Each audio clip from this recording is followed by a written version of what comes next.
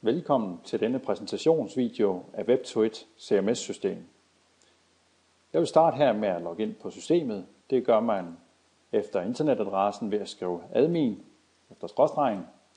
Herefter så logger man bare ind med navn og password. Og har man glemt kodeord, så kan man selvfølgelig genskaffe det her. Første man ser, det er en form for intranet, hvor vi lige fortæller om nyansatte ved WebToIt, eller hvis der kommer nye moduler på hylderne. Så det her det er faktisk en lille form for intranet. Og ellers så kan man også ringe til kundeservice, der er åbent hver dag fra 9 til 15. Og derudover har vi vejledningsområdet hernede i højre hjørne ved hjælp af et spørgsmålstegn, man kan klikke på. Herinde er der lagt alle mulige videoer ind.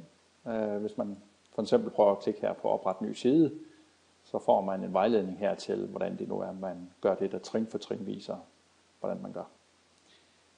Jeg prøver at lukke ned her, og vil man tilbage igen til udgangspunktet, så klikker man bare på det grå møllehjul. Sådan der. Jeg vil først lige starte med at vise, hvordan man fodrer systemet med alle mulige filtyper i form af billedfiler selvfølgelig, JPEG, GIF, PNG'er.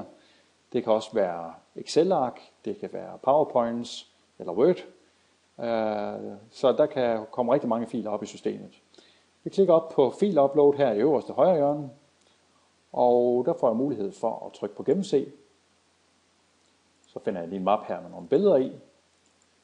Og her kan man altså vælge alle mulige filer. Men nu prøver jeg bare at vælge alle de billeder, der ligger her. Sådan der. Og så bliver de synlige her i systemet. Inden jeg uploader, så kan jeg altså herinde vælge at reducere størrelsen, så den passer til internet. Sådan der. Og jeg kan se, at størrelsen ændrer sig umiddelbart efter, når jeg reducerer. Derudover så kan jeg give en intern kommentar, ændre titlen, eller jeg kan også putte dem i kategorier, sådan, så jeg ved lige præcis, hvor de hører til, når de bliver uploadet. Når jeg er færdig med det, så klikker jeg på upload, og så uploader samtlige billeder på én gang. Det vil sige, at man får ikke alle mulige højt opløselige billeder til at lægge op på webserveren. Her der bliver de simpelthen optimeret, inden de kommer afsted. Jeg klikker op på det grå møllehjul igen, for at komme tilbage til udgangspunktet. Hvis jeg nu lige for eksempel er logget ind, og jeg bare lige skal ind og rette en stavefejl, eller et eller andet inde på min hjemmeside, så klikker jeg bare på den blå prik. Det der så sker, det er, at man kan se WebToIts hjemmeside her, men trods alt med et system rundt om. Så kan jeg egentlig, som var jeg inde på hjemmesiden, fuldstændig navigere rundt, som jeg plejer. Og det prøver jeg lige at gøre her. Prøv at tage en side her, der hedder din hjemmeside. Sådan der. Hvis jeg nu ønsker at rette her, hvor jeg har cursoren, så laver jeg bare et simpelt højreklik, siger redigere afsnit, og så kan jeg ændre det her til 12. Sådan der. Og så trykker jeg hjem. Så er ændringen altså slået igennem omgående. Det vil sige, at man retter direkte på hjemmesiden. Man kan altså se, hvad der sker lige med det samme. Vi prøver lige at rette lidt igen, og jeg prøver lige at flytte den her editor lidt ud, hvor den ikke er i vejen. Så kan jeg også prøve at indsætte et billede. Og der kan jeg lige trykke på træet her, sådan der, og vælge min interne database. Jeg har jo uploadet billederne, hvordan og hvorledes. Nu kan vi prøve at tage den der for eksempel. Så skal vi lige markere den en gang. OK, sådan der. Og så kan jeg prøve at sige opdatere. Så er billedet kommet ind her. Og så kan jeg jo vælge, om teksten skal bryde højre eller venstre om, eller være centreret nedenunder billedet. Du kan også vælge plads omkring billedet, så teksten ikke lige står cleaned op af. For eksempel kan vi give 10 pixels hele vejen rundt om. Og jeg kan sågar også ændre i billedstørrelsen ved at fjerne fluebenet her, og så ændre proportionerne lidt, bare ned for eksempel til 30 pixels. Og så hvis jeg klikker, så ændrer højden sig automatisk, så man skal altså kun skrive i en af kasserne, sådan så billedet ikke bliver ødelagt.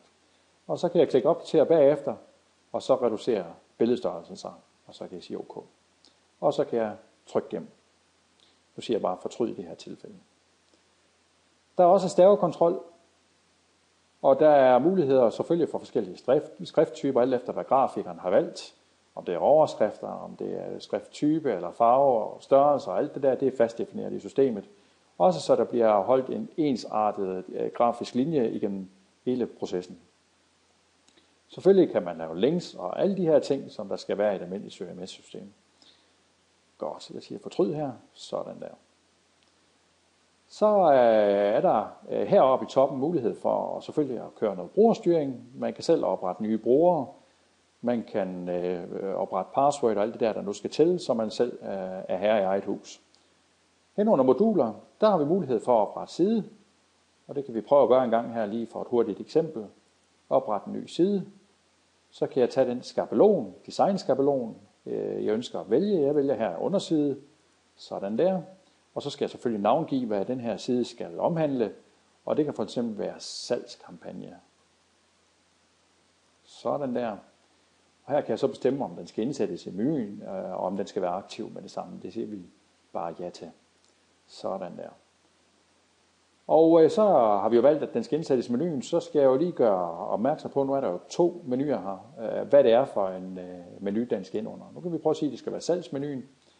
Og jeg ønsker at placere den her lige under salgskurser. Hvis jeg ønsker at gå et niveau længere ned, så kan jeg se på den orange streg her, alt efter hvor lang den er. Nu er det her et undermenupunkt, og det vil det her også være til salgskurser. Hvis jeg nu tager den helt ud i råden øverst oppe, jamen så er det første niveau, det bliver vist på. Så vil vi bare lægge den ind der, sådan der, og så gemmer vi. Og så får jeg altså her en frisk side, hvor man er klar til at med mit højre klik og sætte indhold ind. Meget, meget nemt og hurtigt. Nu prøver vi lige at slette siden her med det samme, sådan så at den ikke bliver vist. Jeg gør den i hvert fald lige. Det er aktivt her.